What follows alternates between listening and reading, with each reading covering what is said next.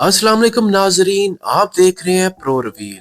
क्या आप जानते हैं कि दुनिया का सबसे बड़ा जजीरा एक ऐसा खित्ता है जिसे अमेरिका खरीदना चाहता है, यूरोप छोड़ना नहीं चाहता और जिसकी असल कीमत कुछ माहिरीन के मुताबिक पूरी अमेरिकी मईशत से भी ज्यादा समझी जाती है।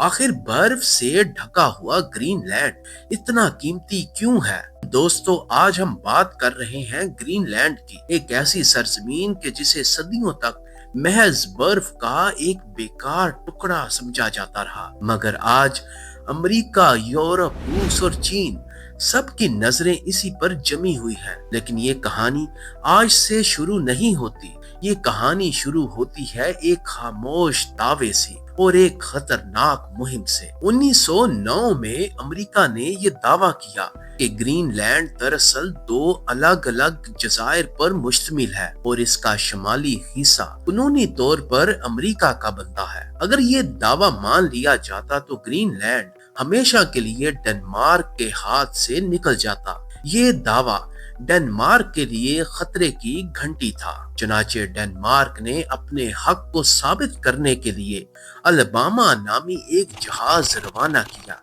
जिसमें दो मुहिमजो इवर्सन और मिकलसन शामिल थे।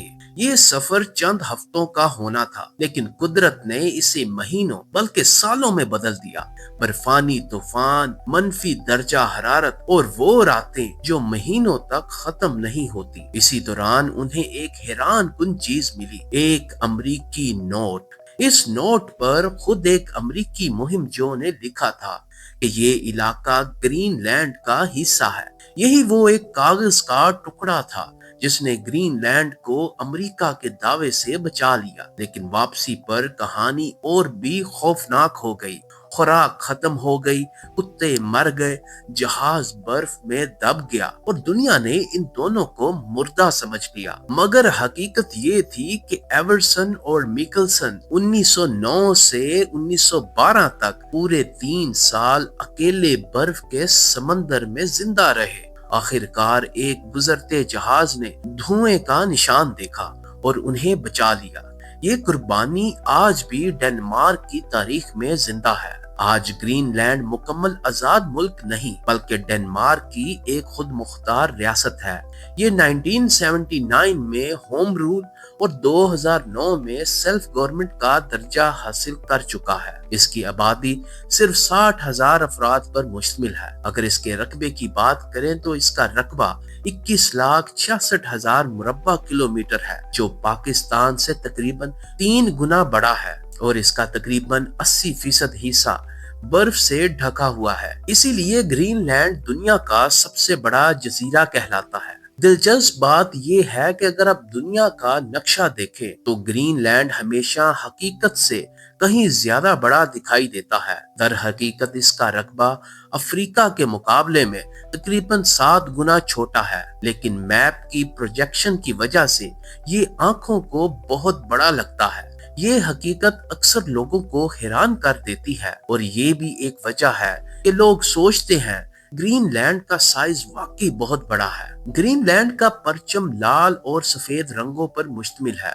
लाल रंग सूरज और सफेद रंग बर्फ और बर्फानी मैदानों की नुमाइंदगी करता है। एक और इंटरेस्टिंग बात यह है कि ये परचम डेनमार्क के परचम से बहुत मुख्तलिफ है, जो ग्रीनलैंड की अलग शनाख्त को जाहिर करता है। लेकिन असल सवाल ये है, अमेरिका इसे इतनी शिद्दत से क्यों चाहता है? पहली और सबसे बड़ी वजह इसकी स्ट्रेटेजिक लोकेशन है। ग्रीनलैंड आर्कटिक और अटलांटिक के दरमियान, अमेरिका और यूरोप के बीच और रूस और चीन की फौजी और बहरी सरगर्मियों के बिल्कुल करीब वाक़या है। यही वजह है कि अमेरिका का थूले एयर बेस, जिसे अब पिटोफिक स्पेस बेस कहा जाता है, यहीं पर मौजूद है। ये अड्डा अमेरिका के missile defence system, satellite trekking और स्पेस वारफेयर के लिए इंतहाई अहम है। जो ताकत ग्रीनलैंड को कंट्रोल करे वो मुस्तकबिल के आलमी बहरी रास्तों और दिफाई निजाम पर असरअंदाज हो सकती है। इसीलिए 2019 के बाद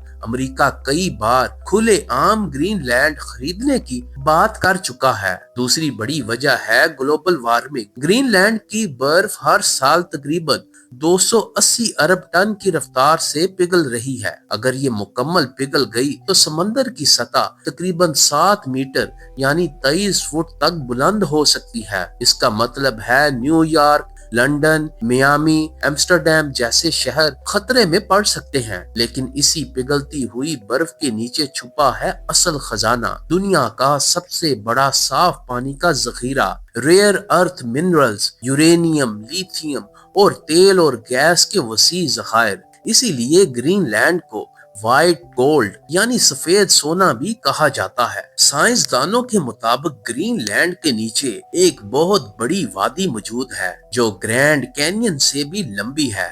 جیسے ہی برف کم ہوگی زمین اوپر اٹھے گی۔ اس عمل کو آئسوسٹیٹک ری باؤنڈ کہا جاتا ہے، یعنی مستقبل میں یہاں نئی زمین، نئی زراعت اور حتیٰ کہ نئے شہر بھی ممکن ہو سکتے ہیں۔ آج گرین لینڈ میں زندگی بھی منفرد ہے۔ یہاں ایک شہر سے دوسرے شہر جانے کے لیے سڑکوں کا نیٹ ورک موجود نہیں۔ لوگ ہیلی کاپٹر، چھوٹے جہاز یا ڈاگ سلیڈ کا استعمال کرتے ہیں۔ یہاں کی اوسطاً سالانہ آمدنی تقریباً 58,000 امریکی ڈالر ہے۔ معیشت کا دار و مدار ماہی گیری، سیاحت اور اب معدنیات پر بڑھتا جا رہا ہے۔